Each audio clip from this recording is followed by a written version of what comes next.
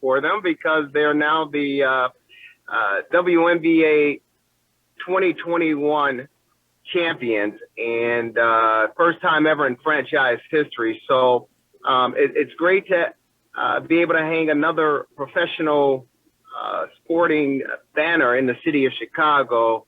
And what better way to do it than with the Chicago Sky and Candace Parker returning home.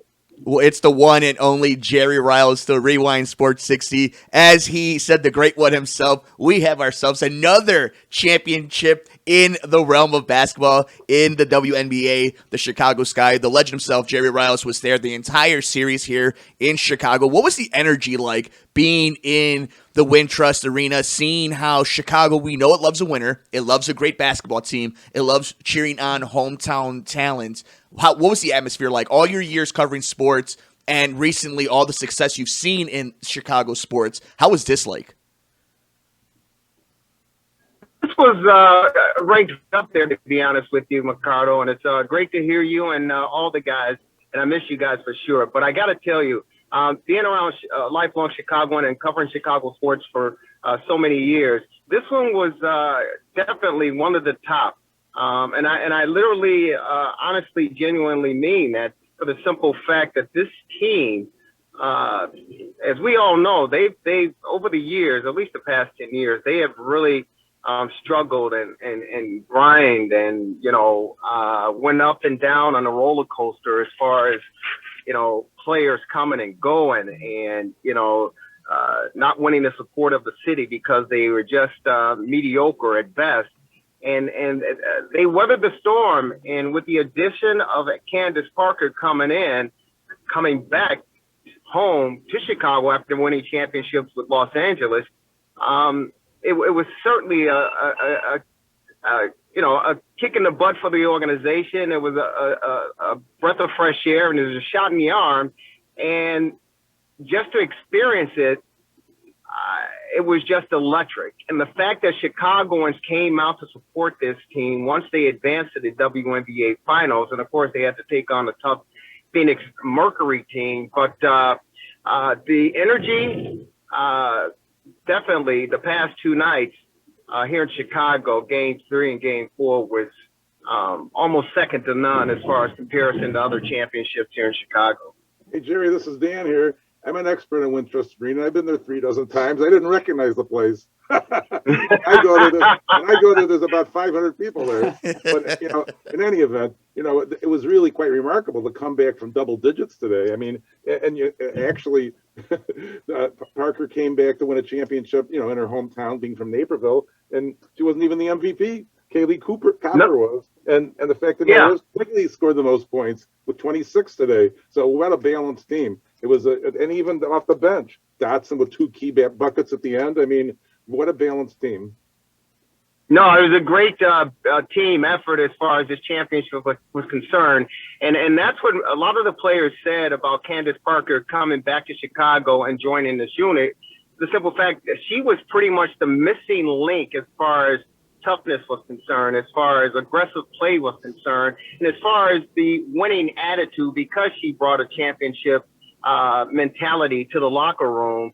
And all these players stepped up their game to the next level. You talked about the play of Allie Quigley, particularly in this championship victory tonight, Game 4 at the Wintrust Arena, which, by the way, Marvelous, you're absolutely right. Most games there, it's you could almost hear tumbleweed, and no offense to, the Fall or any other teams playing there, but Games 3 and Game 4, you had over 13,000 fans to will this team to victory to take a 2-1 edge. And then tonight's game, it was a late arriving crowd, I believe, because of the Bear game, but you had over 10,000 fans in the rafters cheering this team on. So it was definitely a different atmosphere and a lot of electricity in that building. But these players finishing a regular season with a 16-16 slate, they knew they had a lot of work to accomplish over the playoffs. And Candace Parker, she willed them to victory as far as her toughness and her mentality is concerned. And those players you talked about certainly stepped up their game, particularly Kalia Copper. She's from North Philadelphia, and she will let you know every single time that she has that toughness, she has that grit. But she also said that Candace was the spark plug for her. She said that Candace motivated her to take her game to the higher level, and she ended up winning the MVP as far as the finals were concerned in this WNBA championship. So these players, they were determined to win on their home floor. They did not want to go back to Phoenix. And that Game 3 win, where they held the Mercury to a mere 25% shooting from the floor, Diana Taurasi is like, there's no way we're going to shoot that poorly in Game 4. There's no way that that's going to happen. She actually said you can take it to Vegas.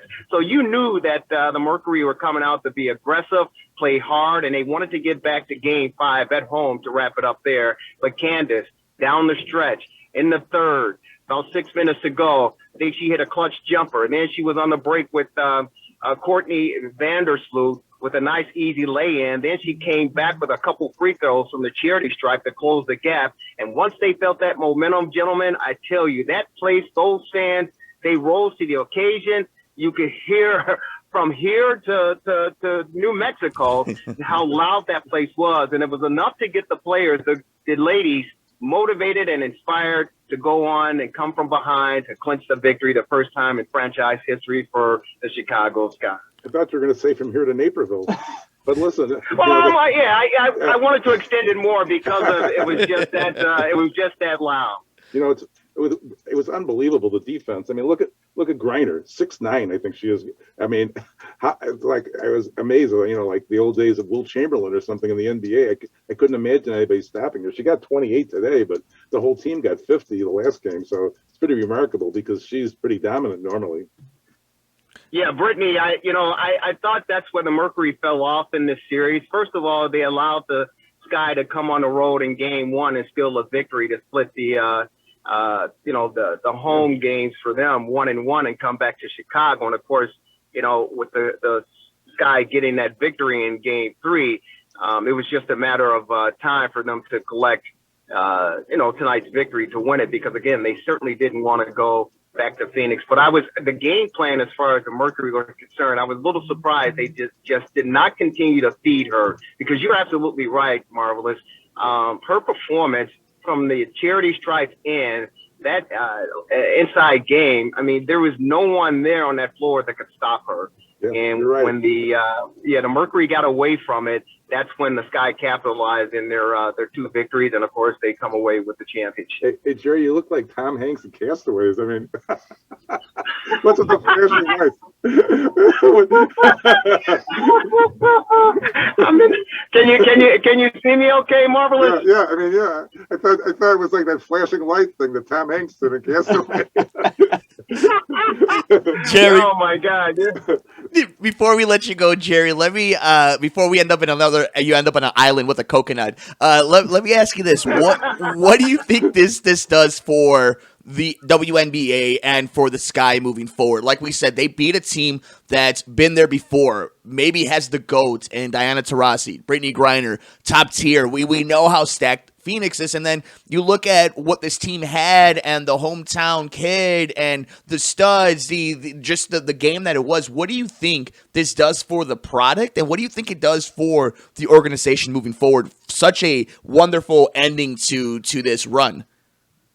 I think this sends shockwaves not only through the sports world here in the city of Chicago, but I also really believe it sends shockwaves through the WNBA and women's not only professional sports but collegiate sports. Dawn Staley just signed a 7-year deal, $22.4 million deal with South Carolina, and that was monumental because, as we well know, that these women don't make that much money. I think the average salary on the Phoenix Mercury team is like $81,000. Across the league, I think it's somewhere around $54,000 to $60,000 per player. So there are not a lot of players making money, and that's been the talk of the town. And I think the fact that Chicago was able to sell out Wintrust Arena with an average of over 10,000 fans to support that team I think it sent a strong message to the owners and, of course, the NBA to say that we have the support, we have the interest, we have the athletic ability and the athletic play, and we brought a championship here to the third largest market. It's time to pay attention, and it's time to address the concerns of these girls, of these ladies, because they deserve it. And it's about marketing. It's about getting more players visibility as far as the product and the brand is concerned. And with this victory, it definitely has the ladies sitting at the table legitimately negotiating, higher contracts and more visibility across the board, almost comparable, not comparable, but close to getting a little bit more equality as far as the men's are concerned in the NBA. And I do have to add, with these finals, you did see, former players coming out and current players in the NBA coming out to support these young ladies. You saw Chris Paul and Devin Booker in Phoenix supporting Diana Taurasi and Skylar Diggins-Smith and Brittany Griner. And here in Chicago, you actually saw Scottie Pippen come out and support the young ladies. And even Justin Fields, the starting quarterback of the Chicago Bears, was on hand to support as well. So I truly believe it sends a strong message to the league to say, these girls, these ladies deserve higher pay and more visibility as far as the brand is concerned. Yeah, you saw Chance the Rapper there, and that just goes to show that it hit mainstream. It was on ABC. The ratings were good. You're 100% right on that one, Jerry. And it was wonderful to see you there and to see the audience in Chicago. The one and only Jerry Riles joining us here on the Sports Cubicle, the godfather of the Rewind Sports 60, the one that got us all here. Jerry, thank you so much. Any final words for your people here in the greatest city in the world, Chicago, IL? Well, I got to tell you, I've been doing this for quite some time, and you always continue to grow and do better, and it was fantastic. Disappointing kind of for me to have to move on, but it was fantastic that you guys were able to take the baton and run with it and solidify a position on WCPT 820 AM with the Sports Cubicle. I believe in you guys. I love you guys, and you guys are individually great talents, but collectively you're second to none in the third largest market, Chicago. So it's always a pleasure being on with you. Thank you so very much, and keep it going, fellas. You guys are the good. Thank you so much, Jerry. And of course, always welcome to join us on the program. Thanks, Jerry. Go Bobcats, except when they play Miami. Thanks, there you go. The marvelous one. I miss you guys. Thanks, Jerry. Take care, guys.